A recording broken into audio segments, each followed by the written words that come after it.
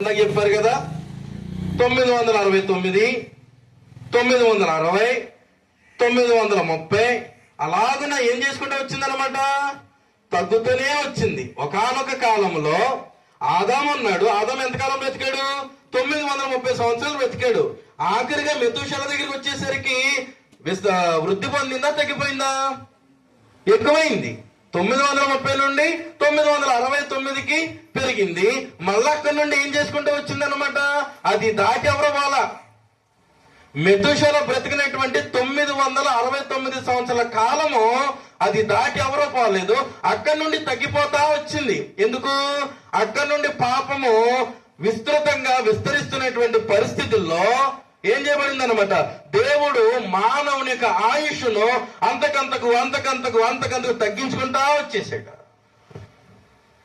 మళ్ళీ ఇది దేవుణ్ణి అనేదానికి అవకాశం లేదు.